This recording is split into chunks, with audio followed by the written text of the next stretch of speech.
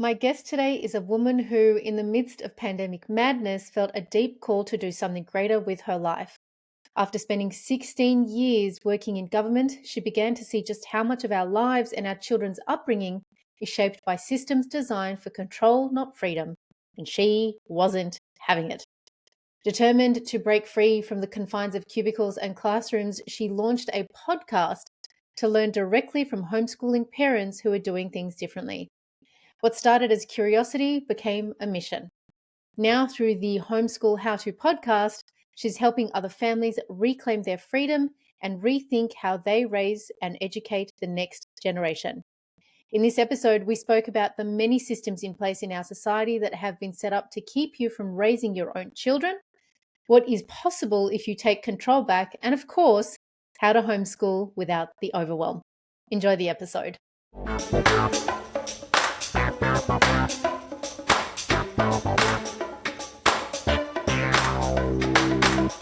Hello, beautiful humans. Welcome back to another episode of the Skin I'm In podcast.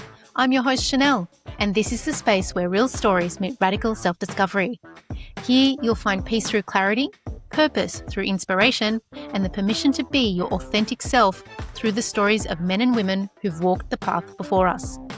If this show moves you, hit that like button, share it with someone you care about, or subscribe so you never miss an episode. That small but powerful act helps the show grow and brings in the guest you most want to hear from. In return, my promise to you is that I'll keep showing up with the raw, the real, and the conversations that crack us wide open, reminding us we're not alone. So, let's dive in and find the light in the shadows together.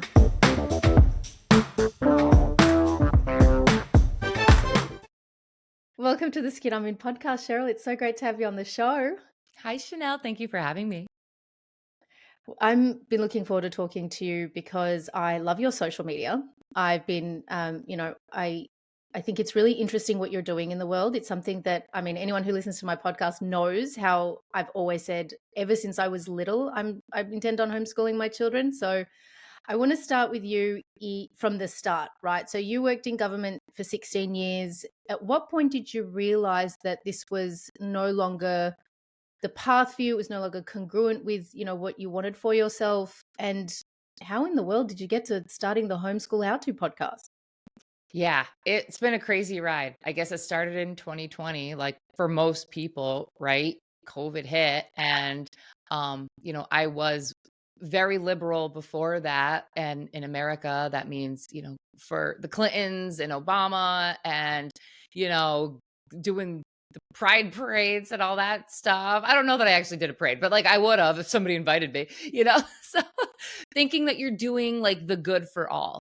But I guess when 2020 hit and I did start, like my husband would send me alternative views from people like doctors saying that, hey, this works, this works. And, me thinking, oh, well, that's a good idea. Let me share that on my social media in case other people want to research it. This is good information. And just getting so much hate and getting banned on TikTok because of things I was sharing, that had real resources to them. And so I guess that was my first eye-opening experience of like, oh wow, we actually don't have free speech in America. So this is kind of weird. I figured everybody in the world did, right? Because they don't really teach us much about that in school. But that was my first experience of actually getting censored and actually getting people that just don't believe you and think you're crazy because you're not following what our mainstream media says. So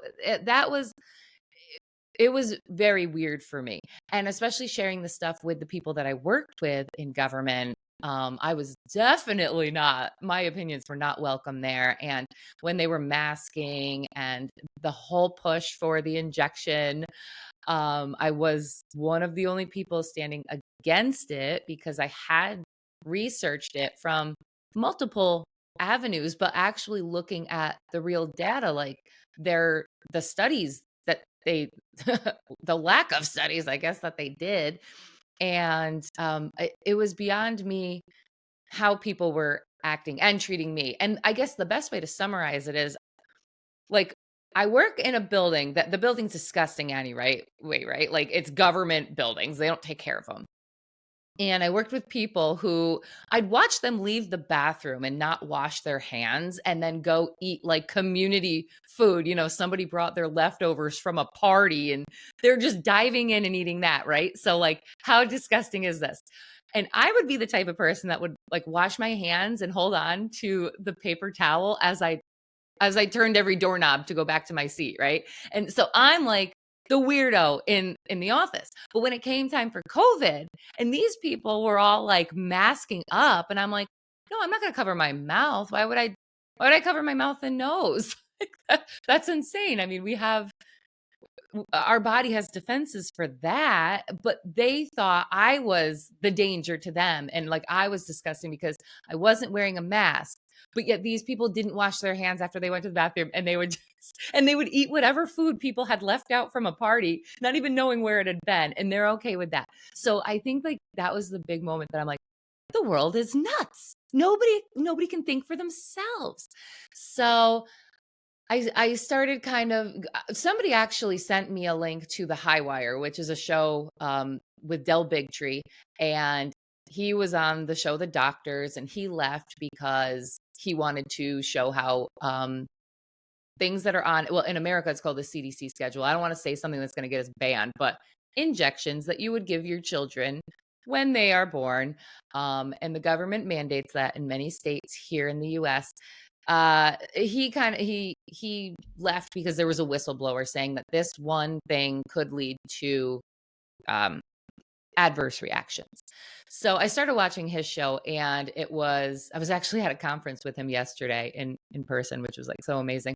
But I started seeing a different side to things, and that show really opened my eyes. The High Wire, and you can watch it at thehighwire.com. And so I think I started looking into what they want to inject our kids with, and I had done everything for my son up until that time, and he was in daycare. But then in New York, they started masking 3-year-olds in daycares, and we were at a private daycare in a home, but because they're certified with the state, they had to follow the instructions. So we said, no, we're not masking our 3-year-old. This is when he's learning.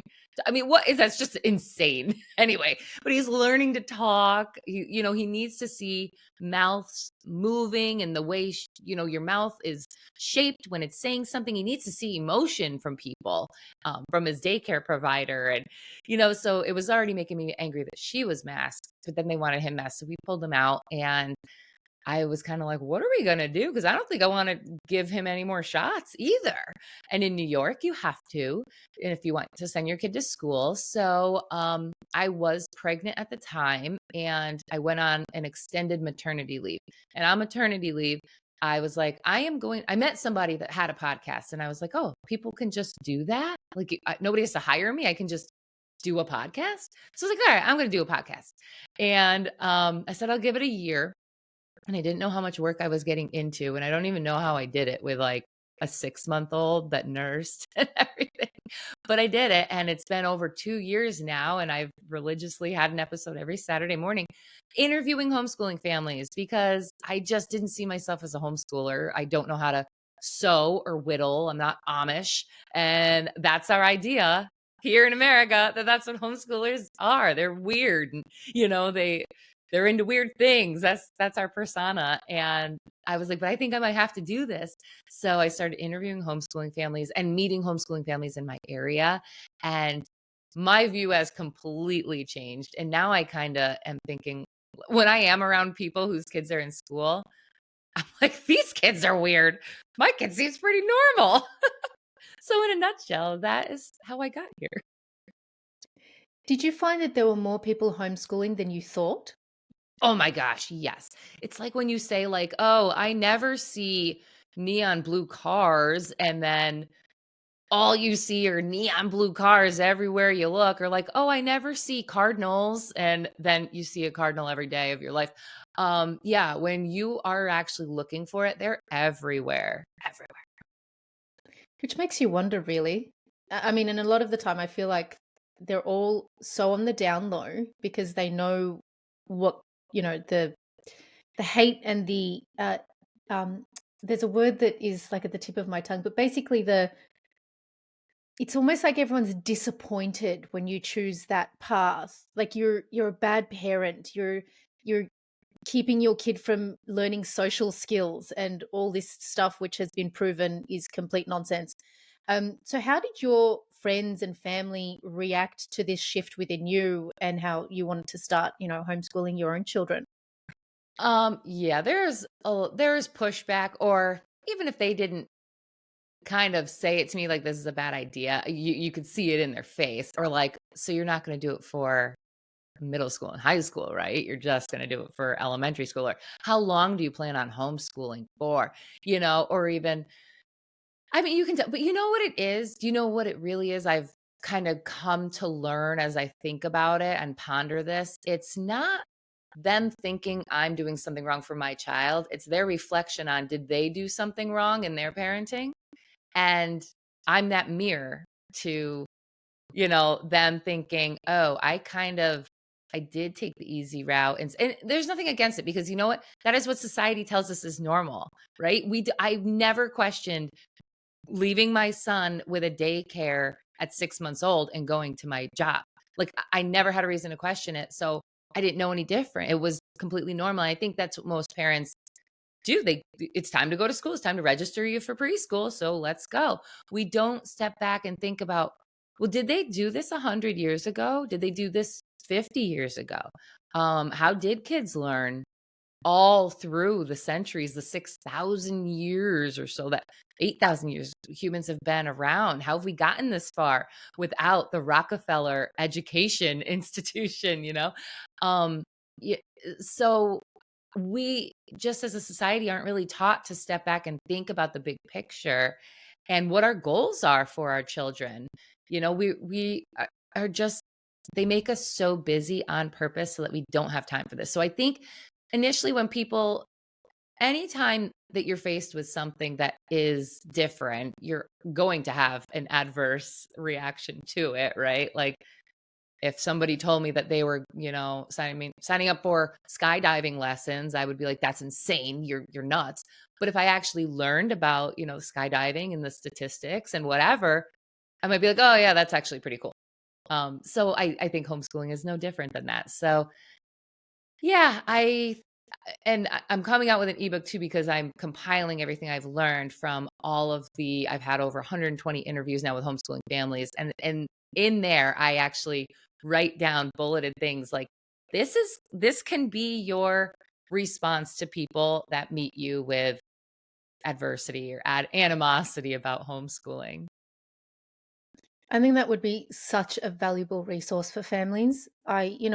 Having gone through COVID and things, and I think we touched on this the first time we caught up, but for me, this has been my belief system for 30 years, right?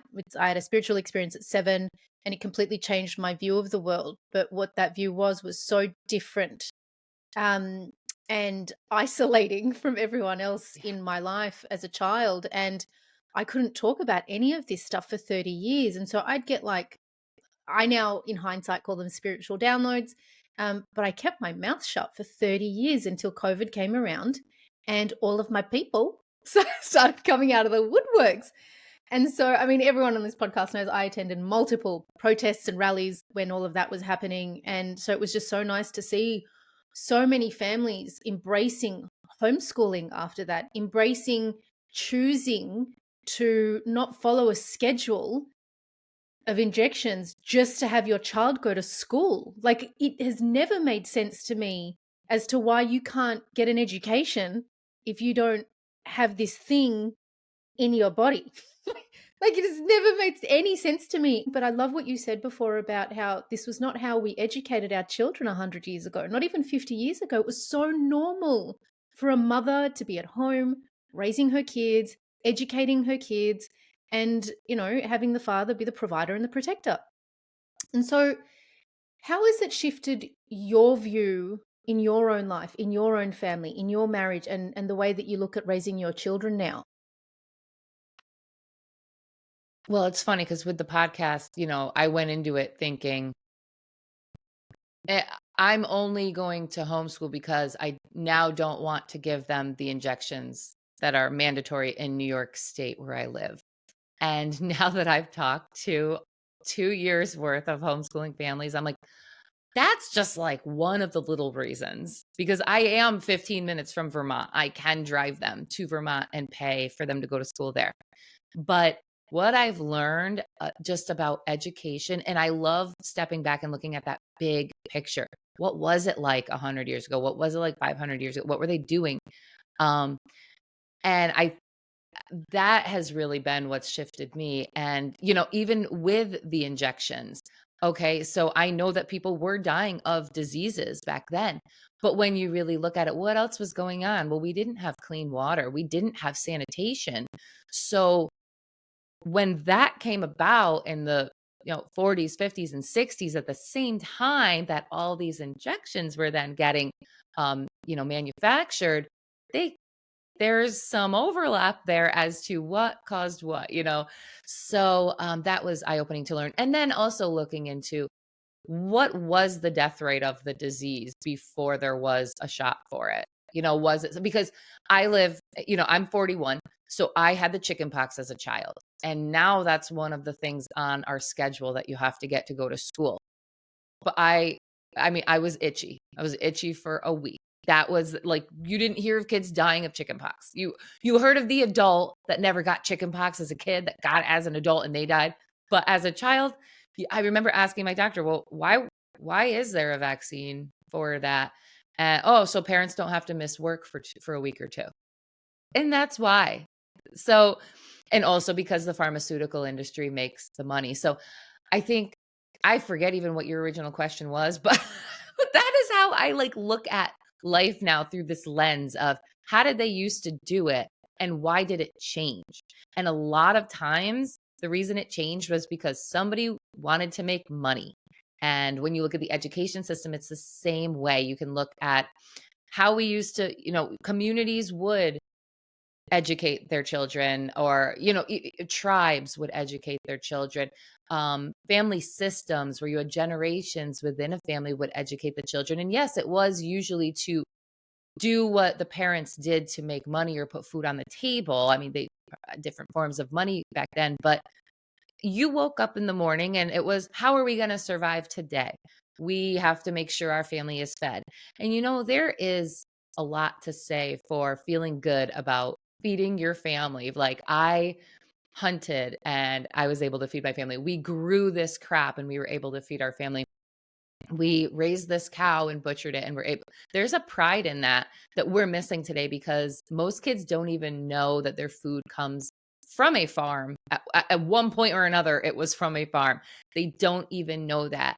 And then it goes from the farm to the lab, and then all of that stuff is put in it.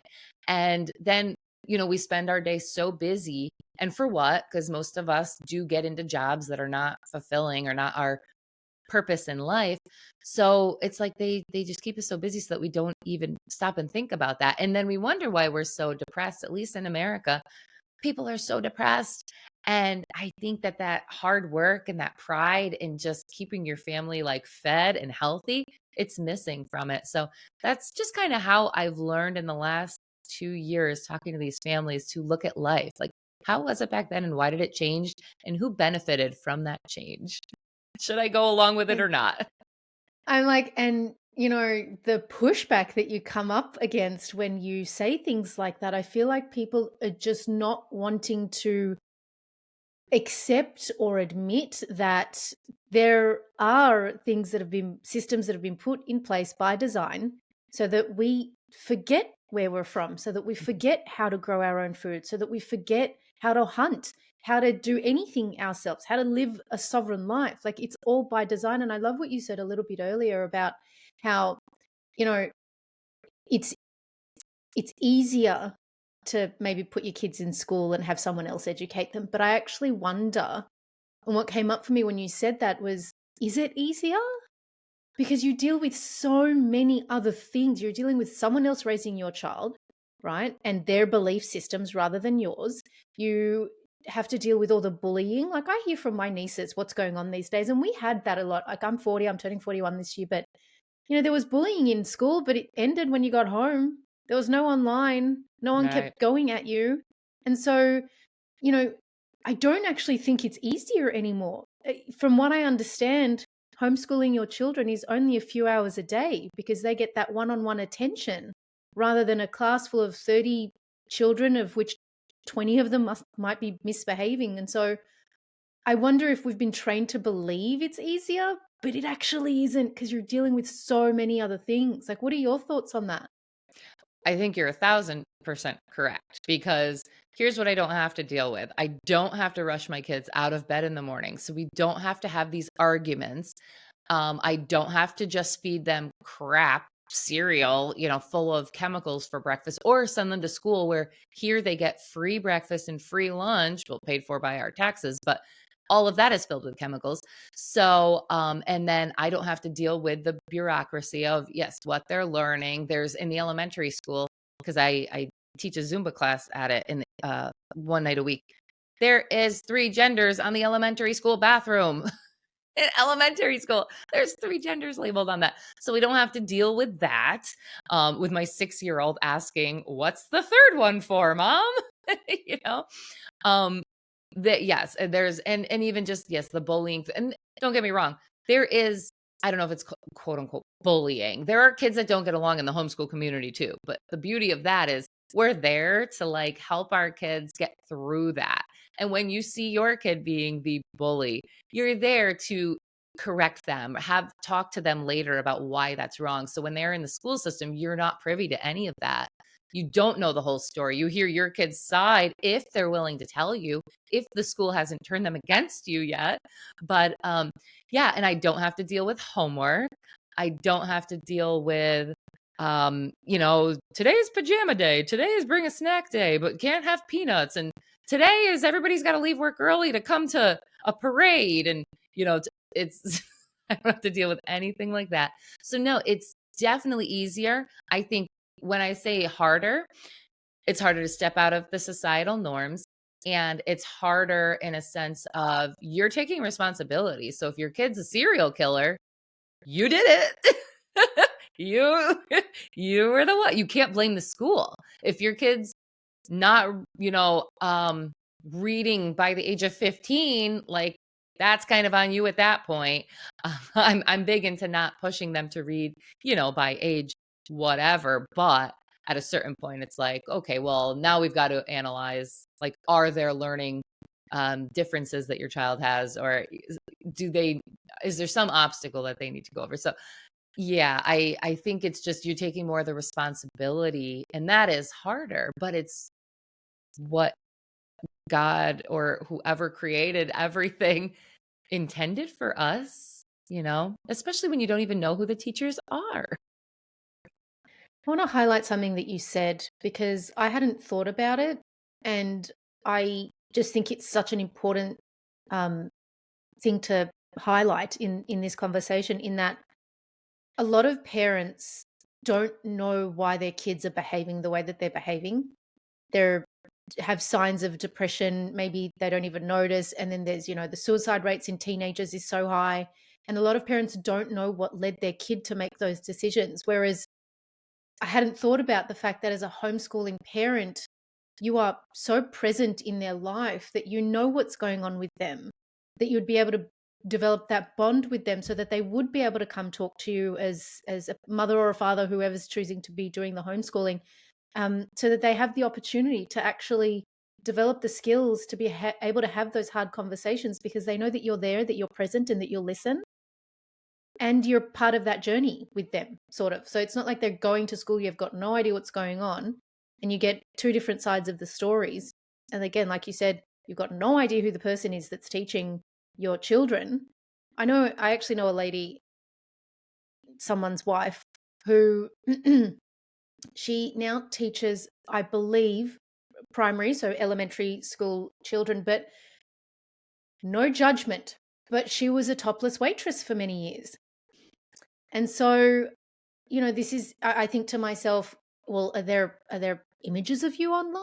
Are there, when my kid gets older, or maybe one day you decide to teach like a high school children, will they be able to find all that stuff out about you? Like, who are you as a woman whose values, perhaps her values have changed, but to have that is your life right before you became a teacher of a primary school, like 6, 7, 8-year-old children. And so I personally wouldn't want someone with a history like that teaching my daughter about womanhood. Do you know Mhm. what I mean? And again, Yeah. it's no judgment. I'm throwing no shade on people's choices. But if I think of my future daughter and having someone, who's made those decisions in her life, that is the last thing I would want for my daughter, to be taught by a woman who made those choices in her own life.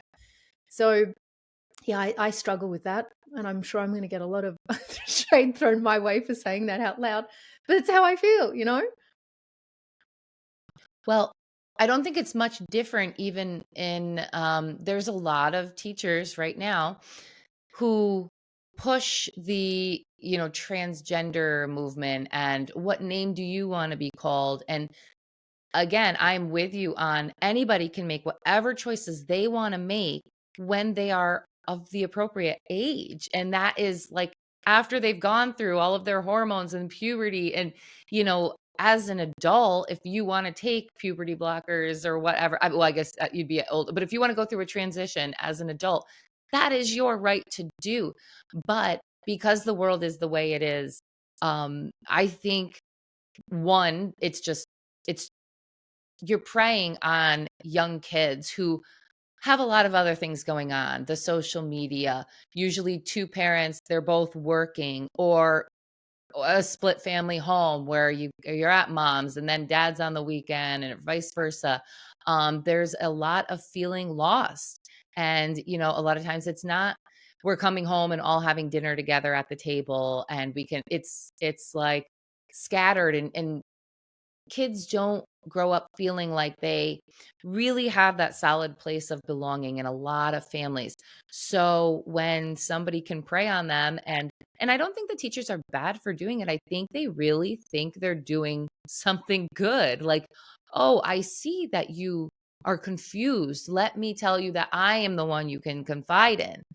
I think they really think maybe they're doing something good, but they don't realize that there is an agenda behind it, which is led by a financial background and backing. There are people that want our world to depopulate. So if people are not able to procreate, that will depopulate the earth. And then there's also the money aspect of if I get you on a hormone blocker at 12 years old, you're going to be on drugs for the rest of your life because whether it's to be the other gender or depression or anxiety, because you're going to go through a lot if you've messed your body up that much that early.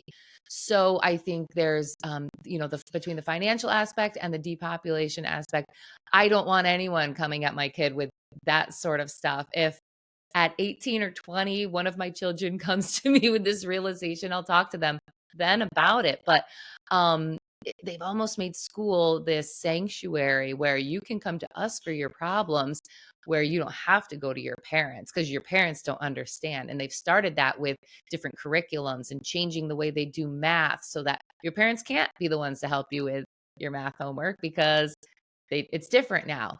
Um, yeah, that is also what scares me about school. And because a teacher might think they are doing the right thing, being that beacon of like hope for the child, like you can come to me, I'm here to guide you and protect you. But they don't see what I see in the reasons that things are being pushed right now in the world.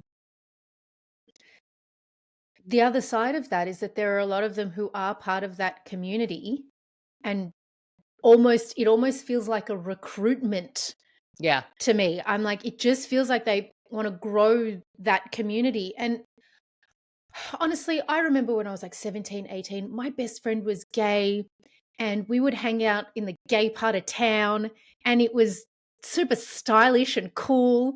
And so I'm like, I miss the OG gay people who just knew like that this is the life that they want to live. They were on the down low. Whatever they did was behind closed doors. They didn't need to be, they didn't believe they were women. Do you know what Right. I mean? They just had a preference and that was their preference.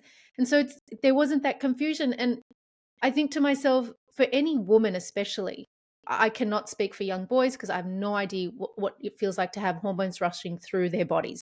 But as a young girl, I hated being a girl. I got my period at 11. I was one of the two kids in primary school who had their period. And so I was ashamed. No one spoke to me about it. I hated being a girl. I didn't want to be a boy. I would hang around the boys because I didn't want to have to deal with all the stuff that, girls dealt with. But I got over it. By the time I hit 17, I was just like, oh, okay. So it's just like hormone stuff. And so I think that again, it's back to that people don't want to accept that there are greater forces that are pushing things upon our families and our children and the next generation that's coming up to confuse the crap out of them. And so that they forget that they're from source. And that's whatever anyone believes in. I call it source, I call it divine, God, whatever it is for whoever's listening. But it's all to detach us from that and monetize and control. So that I don't know what the gain is. I don't know that we'll ever know in our lifetime, you and I, Cheryl, what the end game is for all of the systems that have been put into place that are literally poisoning, castrating, making all of our, a lot of our population kind of lose their minds in some sense. But it is scary to think that, so many children are trying to run away from normal bodily processes, normal hormonal shifts that teaches them. Well, it taught me resilience. It taught me more about my body. I suppressed it for the rest of my life until I hit like 37 and realized, shit, I want to have a family. So I should probably find out about hormones and cycles. But if we were taught about our cycles from, as a teenager, I think that we would be a lot more respectful towards womanhood and that journey to womanhood and fertility and really understanding our bodies. So it really crushes me when I hear of like reassignment surgeries, and anyone who's come out of that and realized, oh my God, I made a huge mistake. And then the whole community turning on them.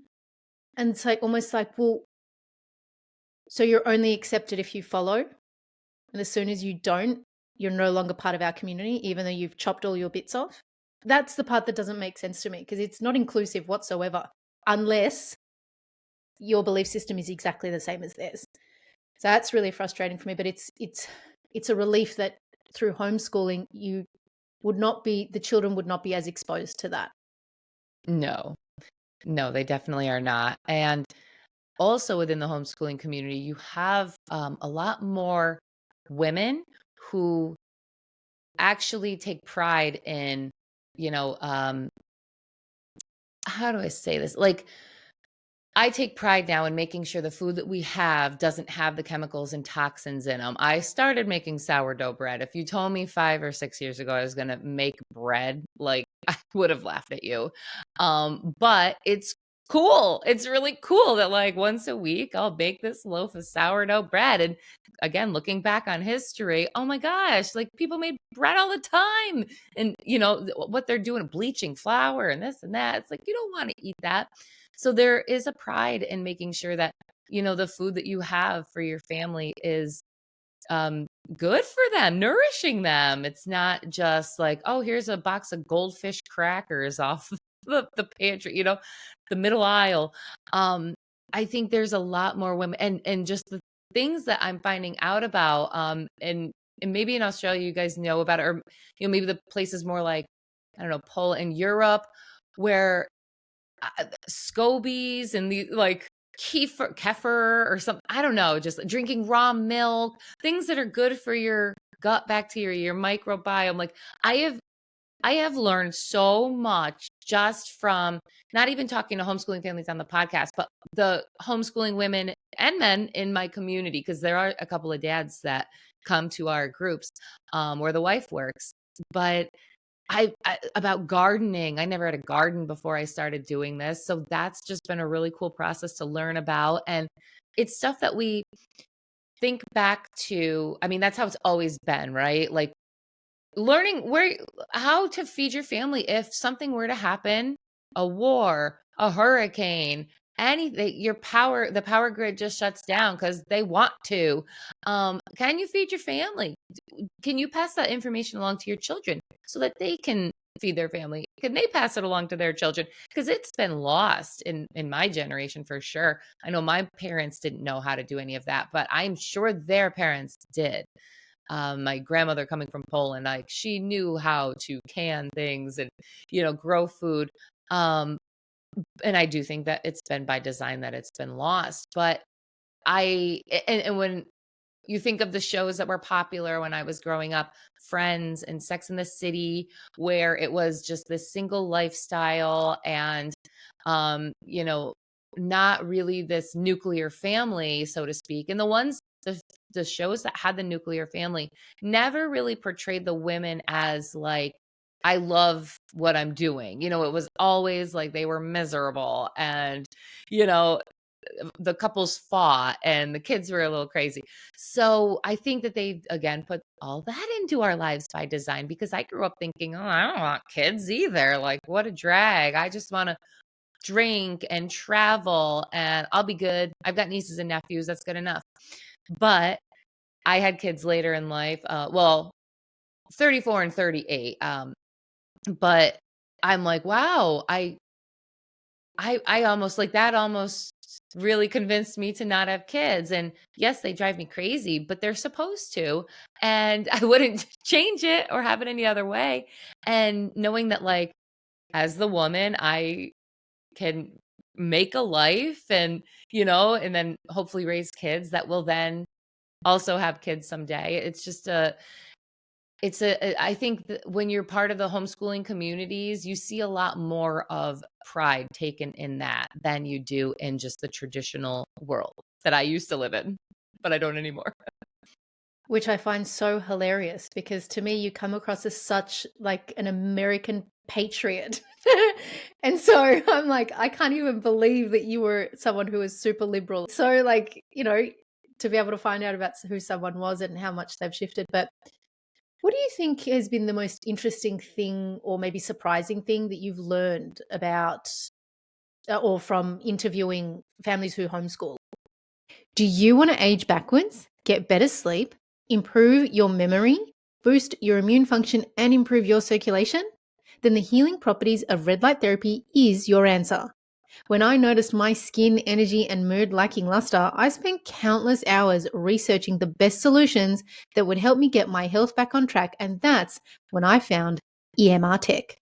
This science backed, non invasive treatment uses red and near infrared light to activate your body's natural healing processes, supporting your body in boosting circulation, reducing inflammation, and assisting in the production of collagen. The results? Wow. Smoother skin, better sleep, less pain in the joints, more energy, and a serious glow up from the inside out. It's a powerful year round solution that helps reset the negative effects of spending too much time indoors, on screens, and not getting enough sleep. I'm obsessed with my Firewave Pro panel, and it has become my go to for deep cellular level healing. I just pop it on for 20 minutes every night before bed to wind down, reset, and recharge. It has made a world of difference to the quality of sleep I get each night and how my face shows up in the morning. To get yourself a glow up, head on over to www.emr-tech, that's tek.com/the skin I'm in and use code the skin I'm in for 30% off every order. I've popped the link and code in the show notes to make your life that little bit easier. Alrighty, let's get back to the show, folks. The most surprising thing has definitely been the amount of teachers that have left their jobs to homeschool their children. When I had the first teacher on the show, I was like, "Oh my god, you guys, you're never gonna believe it. I got a teacher on the show who left her job to homeschool her kid." And then like another one would pour in and another one and another one. And now I'm like, it's pretty much like 50% of the people I talk to. And all of them say you don't need a teaching degree. Like they're like, I don't do anything that I learned in school with my children. And in fact, I would probably do the opposite. But they all saw in the system, the reality of it. And they're like, not for my kid. I'm not doing it. And that's the same to leave a pension and you have all this debt that you've acquired through going to college and this job and the kids that depend on you. And all of them were like, these are my kids. I'm not putting them in this system. And it's everything from the testing tied to the funding to the teachers not having enough resources, even though we all pay so much in taxes. Like, where's that money going?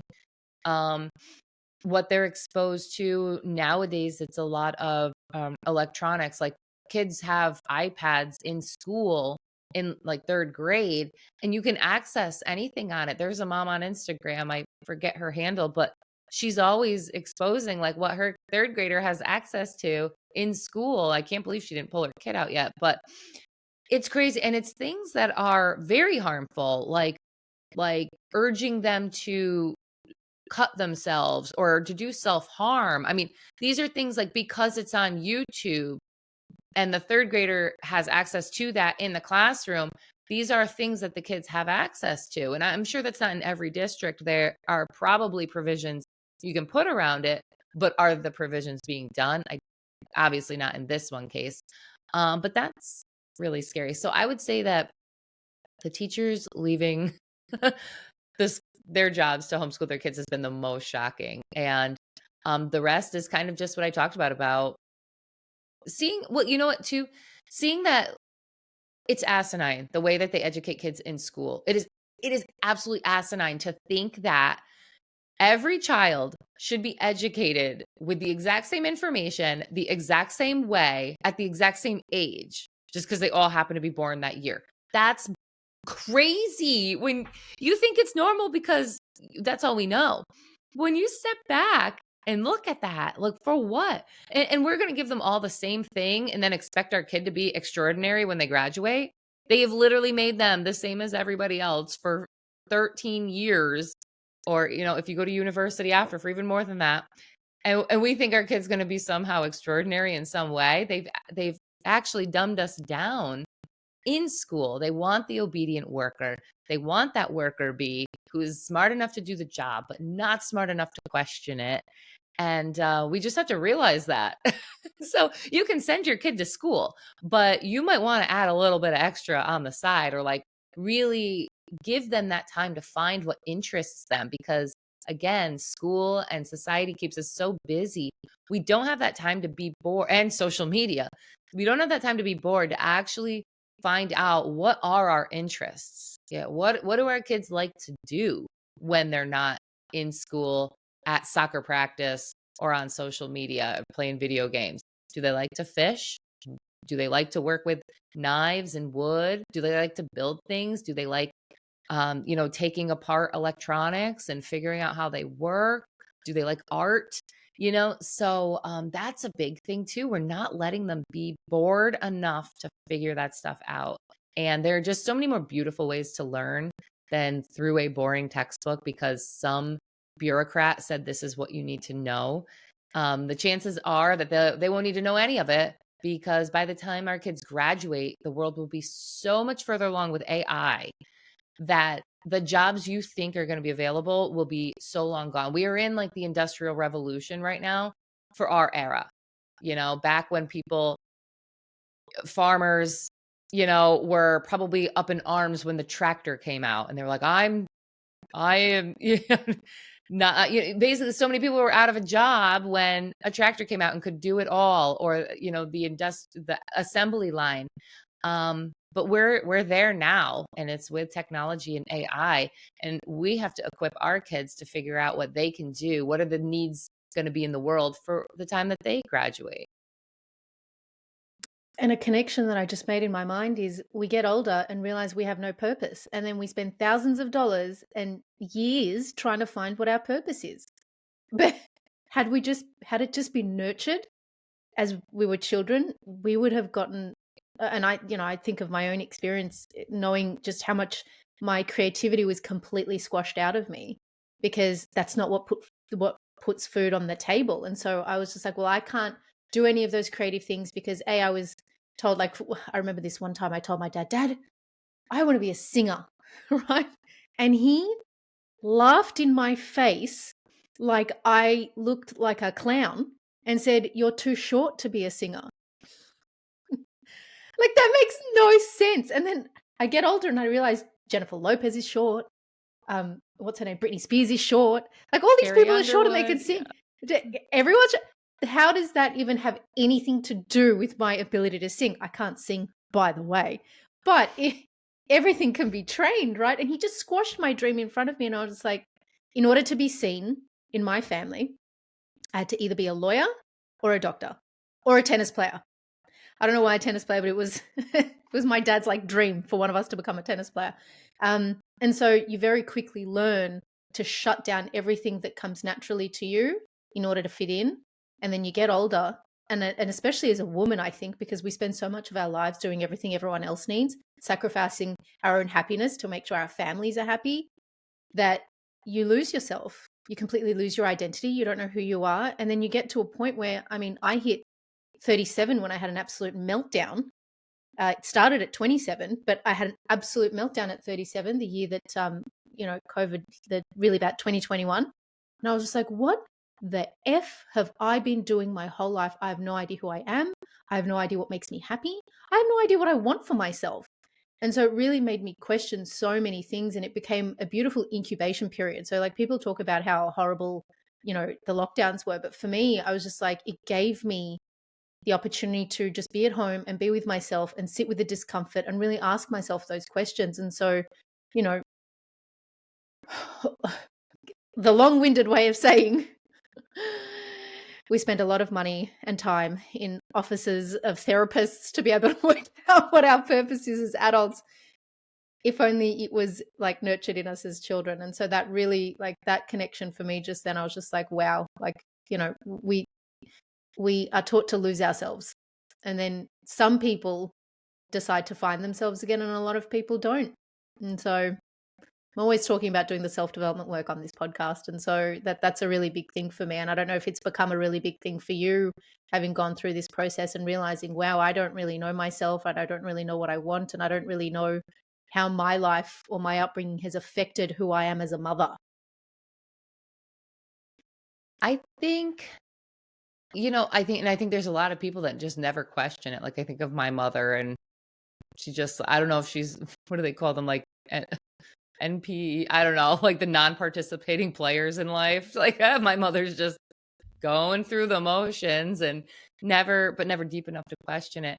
I always, working for the government, yeah, I always felt I had no purpose in life. I'm like, just give me work, please. I just want like a project. I want something to accomplish. And yeah, 16 years, there was just nothing.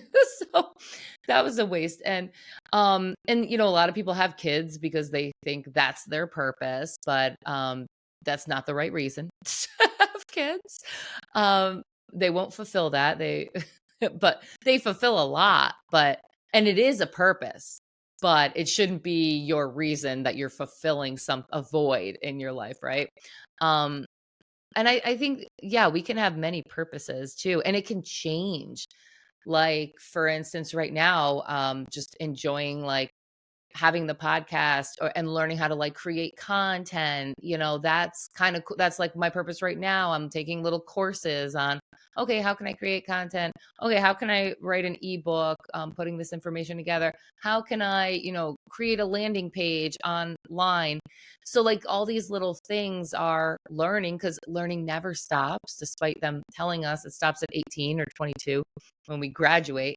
But I don't think that this will be like, I'm not going to be like a content creator and an influencer forever. I just think, it's a step. It's something cool to learn about right now and do. And I honestly think it does go back to like our survival. And if my purpose can be to feed myself and my family, you go to bed feeling pretty accomplished at the end of the day. I mean, I feel like a lot of farmers probably go to bed like, man, that day was tough, but I got food on the table for everybody in my family. Um, just the hard work, or like getting your hands dirty, whether it be gardening or anything, like really feeling like you you put effort into something and then accomplished it. I think that can be purpose. Um, Again, society just kind of took so much from us by making our lives so easy. You can order food to be at your door in a half an hour. And so then what do I do with my time? Well, I play video games or scroll through Instagram or Facebook. Yeah, that's not going to be fulfilling. That's not going to, make you happy to get up the next day. And it's hard. I got my problems too. It's all like perspective and how you look at it.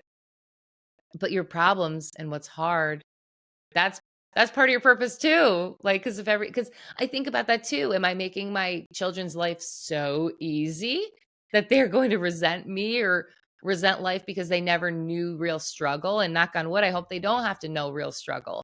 But that is life. That's how we learn. So I think it is all part of the process. But yeah, I think our purposes change. And it's just the reason that so many of us feel that we don't have a purpose is because they've stripped us of everything that would fulfill us. Basically, our need to survive is gone. We don't have, and that's like such a first world problem, right? Like, because I'm not living in an area that's getting bombed, knock on wood, hopefully anytime soon. Um, I we have food on the table. I think that's because you hear about the people that live in war zones or like soldiers that were in war, and they look back on that time and reminisce on how wonderful actually that made them feel to be there because they were in these relationships with the other soldiers, and they had to survive and they had to help each other survive, and that was fulfilling to them. So I think like because our lives are just so easy, that's why we feel that there's like, even if you became a singer, if you became Britney Spears, does she look fulfilled to you? She doesn't. No. So I think it can, yeah, it's I think the purpose is it's kind of a silly thing when we think about it because oh, that was my purpose to be a content creator. No, but I think it changes. So I think we have to look at it in that way. Stop putting it on such a like a pedestal. I haven't found my purpose yet, and kind of realize that as long as you're just striving a little bit to do a little bit better tomorrow, or how can I make? Can I start getting food from a local farmer versus a grocery store? You're gonna feel better about yourself when you cooked like a whole chicken. I cooked a whole chicken tonight. I didn't know how to do that a couple years ago, and then I'm going to make broth with it after. And like that has so many benefits to it. And like these little things that I'm doing to like try to be back to our roots, that actually is super fulfilling, oddly enough. No, it's not. It's not odd, and it's one of those things that I recently did a QHHT session, and one of my questions was, what am I meant to be doing in my life? Whatever, something along those lines. And I remember her saying to me, "It's never what people think. It's usually something really simple." And what came up in my session was that as long as my hands are in dirt, I'm at peace and happy. I love gardening, right? I don't Oh, plan on being a gardener, but I love to have my hands in the dirt. So whenever I'm outside working in the garden, I don't put gloves on. I like to touch the dirt. And so I found that really interesting. I was like, oh, it's not something grand and fabulous, but okay, I'll just garden more often. And so when I started to look at gardening in a different perspective, and I was just like, it doesn't have to be grand. My purpose doesn't have to be grand. It just has to give me peace and allow me to enjoy time with myself. Like, I think that's what I love most about gardening. That, and I'm actually like contributing to the growth of something and the yeah. nurturing of something. So like it's a beautiful thing for me. Yes. And are you growing food? No, not yet. So we just pulled our whole backyard up, and I've planted 30 pencil pines all along the fence. We've got a really big backyard, like an L-shaped backyard. We just did all the fences. We've just had new grass laid, new garden beds. And I was just like, I'm going to put some pencil pines. They grow 2 to 4 meters high. They're not too high, but they grow really narrow. So they're just going to look really pretty. So I spent hours doing that. But even then, like, I get up every morning and I take the dogs out. But when I'm out there, I kind of get on my hands and knees or squat and start pulling weeds out of the grass. Do you know what I mean? Oh, Like, and it's so random, but sometimes I'll be barefoot, like if the grass isn't wet. But I'll just spend time really quietly, peacefully in the morning, pulling weeds out of the grass every morning. Like that's my daily ritual. And I don't like weeds. That's probably why, and it's beautiful new lawn. But at the same time, when I think of all those mornings, the dogs are running around, the sun's shining on my face, and I'm just at peace with nature. like how Yeah, it's you're supposed to be, grounding. I feel. Yes. Yeah. Yeah, and little things too, like, and again, I have the time now to think about this stuff because I homeschool. We're home and we're thinking of all different ways to learn because it's not just sitting at your dining room table with a textbook. I would say don't do that. If anything, if homeschooling is not working for you, it's probably because you're trying to replicate school at home, and don't do it. But like for instance, right now, and you're always going to think, am I doing enough? Am I doing enough? Like your kids will be fine. I promise you. Take a look at what's going on in the classrooms. Your kids will be fine. If you do nothing with them all day except read a couple of books, read for 15 minutes together, like your kids will just pick up life around you. But um, something interesting, someone told me about an app where it records the birds, their noises around you, and tells you what they are. So I'm like, well, that's cool. So now I'll find myself like, let's see what birds are around. Oh, wow. I didn't realize that that was a cardinal sound. Oh, that's a tufted titmouse. And oh, that's this and that. So then I put up some bird feeders right outside my windows here. And so now when I'm working in the morning on the computer, I see the birds actually coming to the bird feeder. So I'm like, oh, let me get the app out.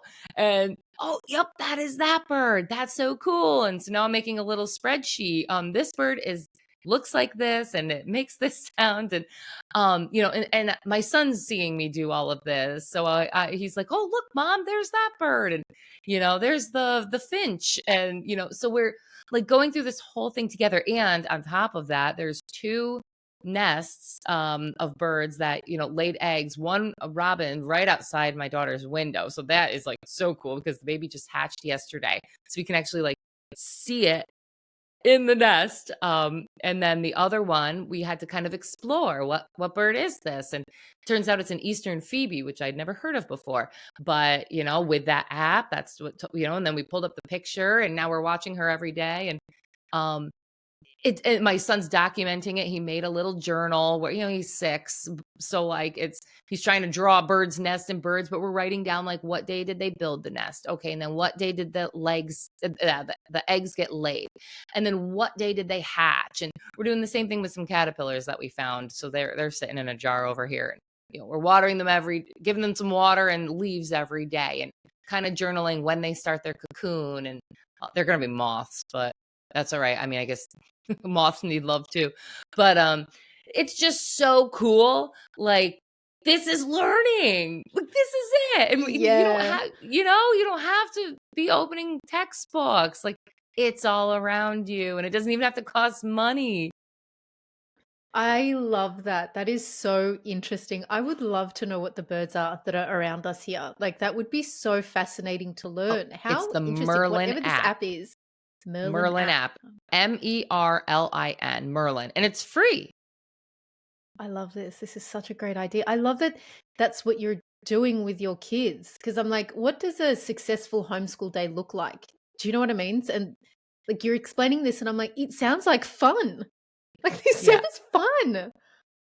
Yeah, don't get me wrong. I mean, there's like I just said to my son yesterday, I'm like, if you don't start reading soon, because the kid, and he's only 6, as I said earlier. Like, I'm not trying to push the reading because you want them to love it, right? But you push it too early, like they do in schools, then they learn how to read, but they don't learn how to love reading. So I'm trying to have this balance of like, you're just being lazy, and let's have a love of reading. So um it's hard. That's hard because you really do. You want to like walk this fine line of having them actually love learning. But he's just not into reading. But you know what he is into? He's with my husband in the garage all the time. He's into my husband gave him an electric screwdriver the other day. And I look outside and he's taking out every screw to my swing and then putting it back in. And I was like, all right, just let him do it. It's fine. He comes back in. He's like, Mom, good thing I did that because you had 3 screws broken. And I'm like, well, in my mind, I'm like, they're only broken because you took them out and then they broke. But it kept him busy. He's learning how to like take things apart and put it back together. And his remote control vehicles, he'll do that when they break. Him and my husband will take it all apart. What part broke? Let's order that part, put it back together. So like those are his strengths. He's not going to be philosopher or reader, you know, but that's okay. Just realizing that your kid, what they're into, and then trying to, you know, nurture that is, yeah, it's fun. And there are so many homeschoolers around. So like tomorrow we go to a friend's house every Monday. She has a big backyard forest kind of thing. And there's a bunch of families that if they can make it, they make it. If they don't, they don't, but it's there every Monday. And so we'll do that. And Tuesday is our co-op that usually meets at different parks. Wednesday is kind of a home day. I work on the podcast. So whether they're here with me or at my in-laws, Thursdays I try to make like a play date with one of the families. And Fridays, right now he has wilderness class. So he does that right now. Or there's Ninja Lab on the off season, or roller skating or rollerblading outside. So like there's just, yeah, always something. I said that too. Like, what do homeschoolers do all day? This is gonna be so boring. I do not want to sit there and read textbooks with my kids all day. We very rarely do textbooks.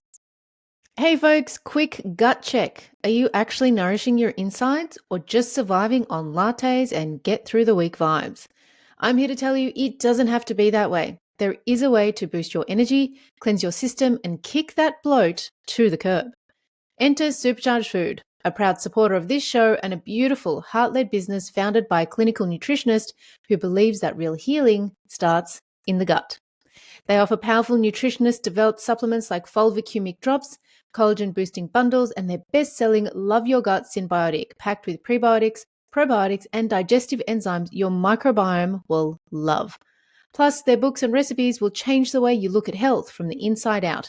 Hit the link in the show notes and use the code TheSkinI'mIn to get 10% off every order. Alrighty, let's get back to the show. There is so much that I love about this because I think that there are so many myths that people have or misconceptions about what homeschooling actually looks like. And the fact that you've gone from being that person to realizing just how much more enriching it is, I think, for the lives of your children. And I wonder, and I mean, I know you've got two young kids, but how do you think this journey has changed your kids and your relationship with them? You know, my daughter, since she's been home, since she was born, I can't say, but I do feel like there's a closeness with her that I lack with my son. And that could just be personalities too. I don't know. But he was in daycare from 6 months until he was 3 years old. And even though it wasn't 5 days a week, but it was probably 3 or 4 and long days, like 12-hour days, right? Drop him off at, I don't know, probably 6:30 in the morning. And I wouldn't say 12 hours, at least 10-hour days, you know, drop him off at 7 in the morning and come back at 5.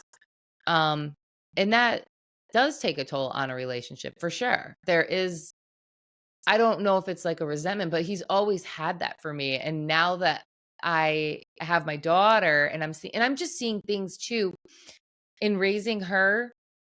Um, and I nursed her. I didn't to him after 3 weeks. I gave up because again, that whole like, ah, you're just a woman. Who cares? You don't need to nurse your child. Give him formula. It's better for him anyway, right? That's what they tell you. I feel like I missed out on a lot of things. There were a lot of times my daughter needed me throughout the day that I would think, oh man, I wasn't there for him when he needed these hugs or when he was just crying because yeah, he needed a mom or dad, family. Um, Even just little things like when she'd wake up from a nap. Sometimes she'd just wake up because something woke her up, but she'd want to lay back down on me and go back to sleep. And I would think, man, at daycare, they would have just ripped her off to the next thing. Like, oh, you're up. One kid's up, they're all up. Go off to the next activity.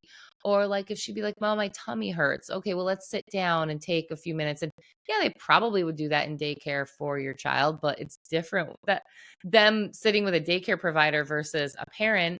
And if they even felt comfortable telling them that they had a tummy ache. So there's just, I don't know. I do think I'm glad that I know both sides so that any parent or future parent can hear that perspective and just know that like there are things you're giving up.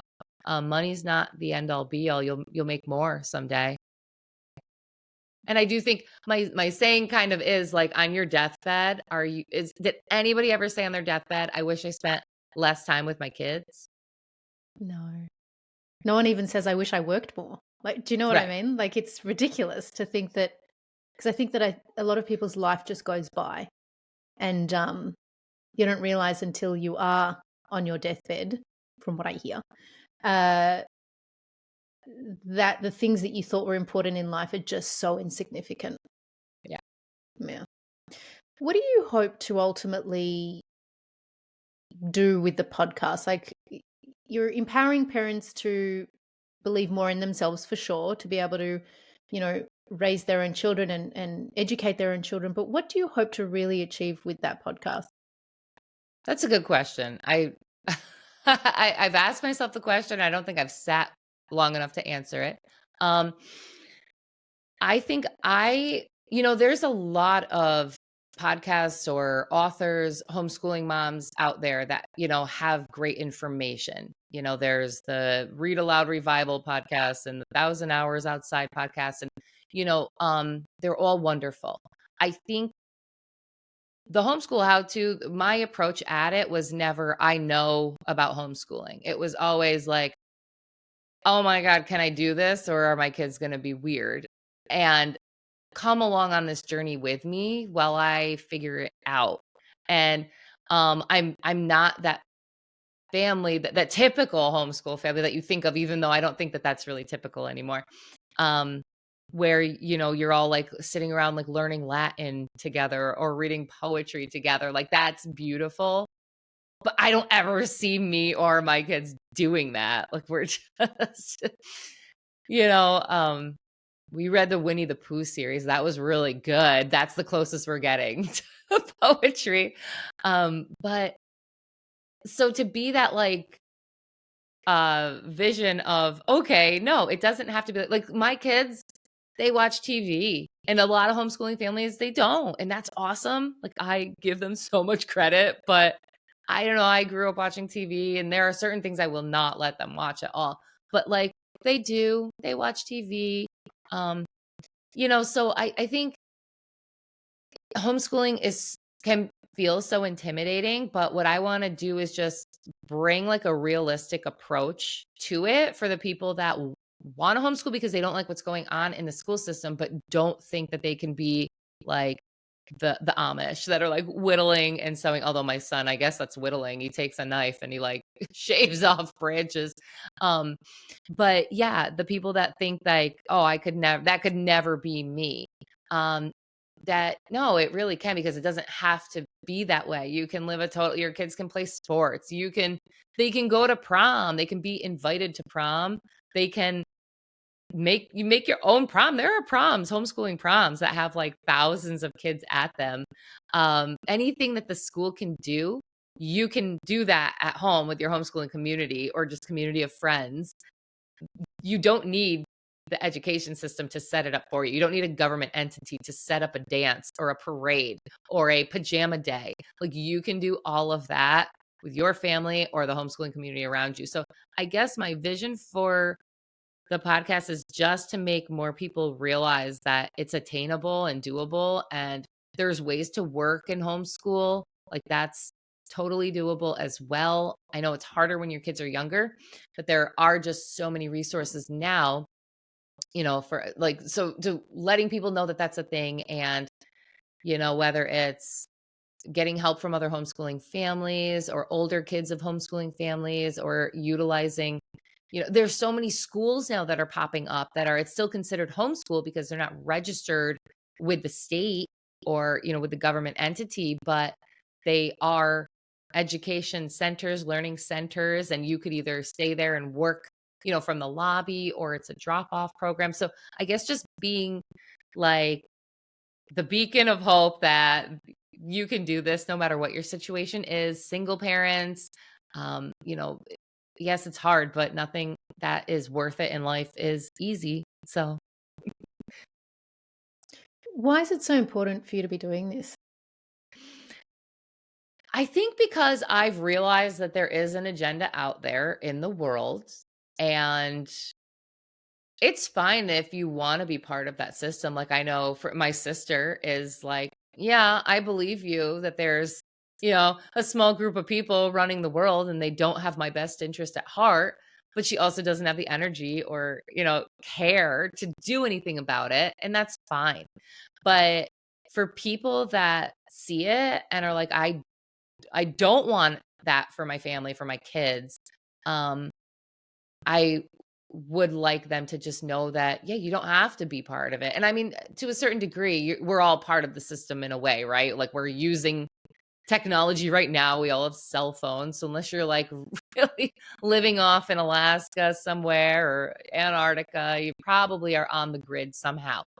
But I think the importance of knowing, like, am I teaching my kids things that they really need to know and can pass down to future generations? Because chances are, I mean, I am certain that there will be another COVID-like thing or catastrophic. If you told me aliens were coming, the government said aliens are coming down tomorrow, we have it on video, I'd be like, yeah, all right, because like they're just going to pull something again that is going to put us all in a state of fear, and then we react. We bow down to them and give up our rights in a state of fear. And I just want people to know that they don't have to live under the government's thumb or whatever it is, the World Economic Forum's thumb or the WHO's thumb. We don't have to do everything that they say. So I think just these are our kids. They're not the government's, they're ours. And you can stake claim in them and raise them how you want to. And I think that's why it's important to me.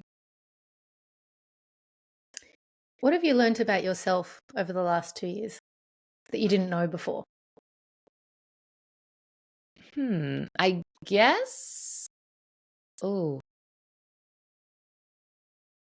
I guess like you said, you were going through, felt like, oh, I don't have a purpose. What's my purpose?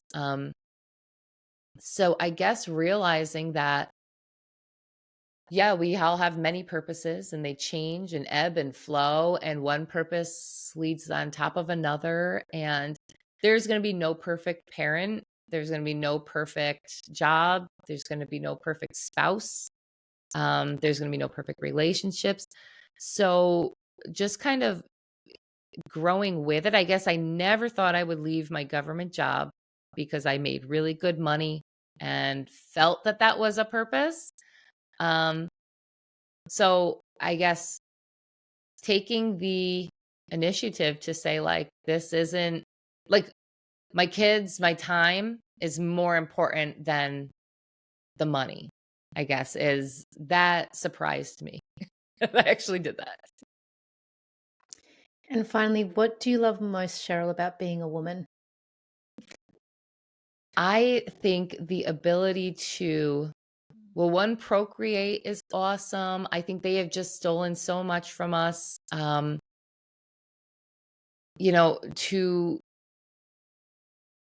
I mean, without us, without women, life wouldn't be going on, right?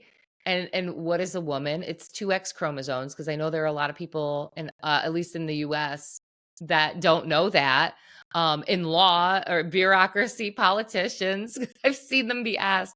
It's two X chromosomes, and I think just the ability to, geez, we have a side that is caring and compassionate, and I think that's why women a lot of times are the liberals, because it is fed to us that those are the put your hand out for the less fortunate, the needy. But I think that that's, they feed on that. But now that I look back at the political spectrum, I mean, I'm like, okay, well, just because they say that doesn't mean they do that. But I think, women are so strong and so smart, and they've kind of not given us that credit over the last generation or so, and kind of robbed us from it. We are the caretakers, of the family. And I think even the fathers, husbands would say that too. Like, yeah, I need her here, we're in the husband's ear saying like, no, this is a good idea. This is a good investment. This is the, let's buy that, not buy that. So I think it's so cool to know that you can, carry a child and raise a child and put food on the table. And I know that sounds like so old school and old fashioned, but I really do think women back then, not all of them, but a lot of them probably did have feel very purposeful in that and very happy with themselves. So yeah, I think that's been cool. It's nothing I ever thought I would find cool at all, making bread and gardening, but it really is cool. Like you said, at one with the earth, like finding your place in the earth. Take off the heels and go put your feet in the ground. I love that. And I would actually love to know like what you appreciate most about the woman that you are today then, because you've changed a lot in the last few years. So what do you really appreciate about who you are as a woman today? I guess I appreciate the fact that I have been able to see a lot of different sides. I've been able to see the working mom and the mom that stays home with her kid. I've been able to see, even from just my childhood growing up, it wasn't great. Um, but I'm happy that that's the childhood I had because it gave me a perspective on how to be a good parent. Kind of sometimes it's like you learn from what not to do. That's more effective than on what was good. So, yeah, and utilizing that, taking the step back to really see like what can I do with this? There's a lot of people that can look at things and say like, "Oh, well, I didn't have it good, so therefore I deserve." And I struggle with that too because I spent a lot of my 20s and 30s drinking, and even today that is a battle in my mind, like, oh, it'd be so much easier to just like pour a martini right now as I'm making dinner. And I not to say that I don't ever, but I have to consciously be like, all right, let's think this process through. How are you going to feel tomorrow? Do you have better things you could do with your time? Do you want your kids to remember you as the mom that did that every night? So I think that's been cool. Every obstacle or hurdle I've been through, that I'm able to step back and kind of look at it as it taught me something. So what can I do with that knowledge? I admire so much what you just said. And I think it's such a beautiful way to, end our conversation because it's a reminder of a commitment to yourself. Like you could do that every night. Yep. But you are so committed to yourself, your family, and, how they come up in the world that it's a choice that you make to not do those things. And I love that. I think it's so inspiring. Cheryl, please tell the listeners where they can find you and, how they can connect with you. I am on Instagram mostly at the Homeschool How To podcast. And I do have I have a website, the homeschoolhowto.com. There's no podcast in that, just the homeschoolhowto.com. And so, yeah, my ebook will be out by the time this airs, which is basically a compilation of all 120 plus episodes with homeschooling families so that you don't have to go back to episode 1 to learn it all, but kind of the overarching themes too of what all of these families saw as like really good insights, really good ways to do it, resources. There's so many resources in that. So that will be on the website too, the homeschoolhowto.com. And yeah, if you can always send an email as well. That's right on the website. I mean, they don't have to listen from number one, but it would totally be worth it because you're so easy to listen to. Do you know what I mean? And your Number conversation is, 1, they're so the first interesting. the first episode, I listed all the reasons I was fearful to homeschool and then all the reasons that I wanted to homeschool. And then at number 100, I revisited that and touched on all the things. So it would be funny. But yeah, and thank you so much, Chanel, for having me on today because you're so easy to talk to. And I feel like we could probably talk for another hour.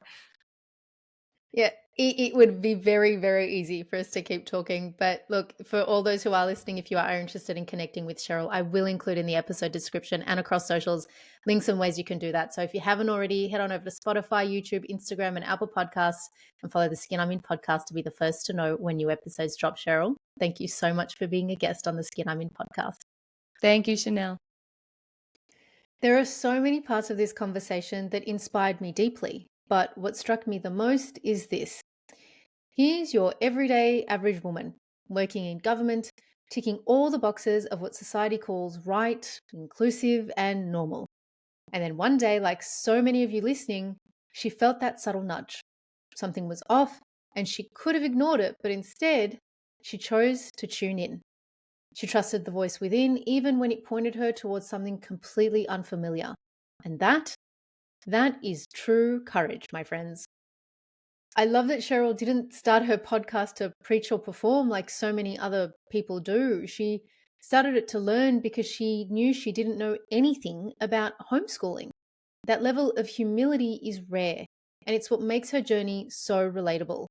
We've heard it all before, right?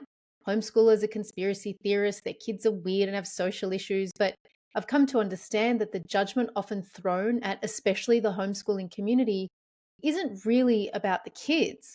It's a reflection of the fear, discomfort, or conditioning within those doing the judging. Like everything else, it's purely projection. Since 2021, we've seen this on a global scale. The division tactics keep evolving and mutating just like a virus, and the moment we start building immunity to the last lie, they've cooked up another one to keep us distracted. And while I think fewer people are falling for it now, the reality is that the people running the show aren't losing sleep over our awakening. They're too busy cashing their checks and polishing their egos, and they couldn't care less about how they look. Honestly, though, if I have to think about it, and if my net worth shot from like a few mil to a billion, I might stop caring about my reputation too.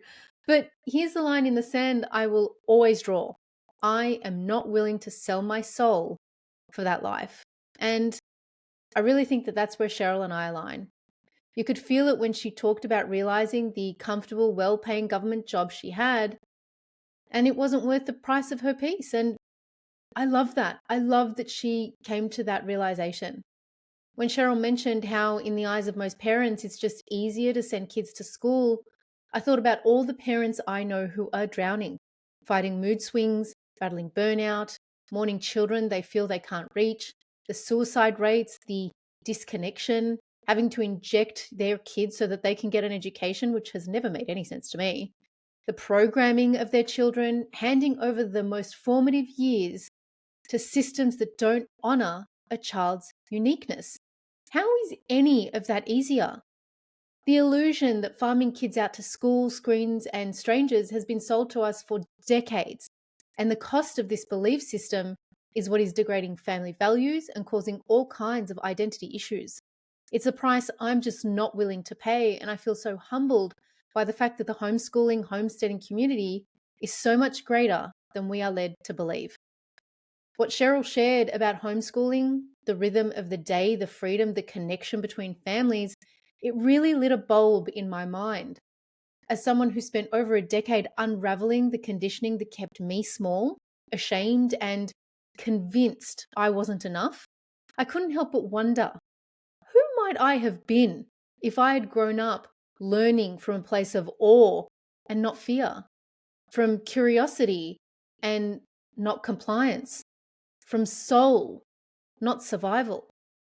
I've always known I would homeschool my children because the system never felt right for me. Even as a child, I just knew that this felt weird. This is not natural. But this conversation with Cheryl gave me even deeper resolve. I want to raise kids who know the real meaning of life, creation, and education. And now I'm curious, did this conversation shift something or deepen a belief system in you too? Especially on a topic that can be so controversial. If it challenged you, moved you, or made you see things differently, I'd love to hear your thoughts.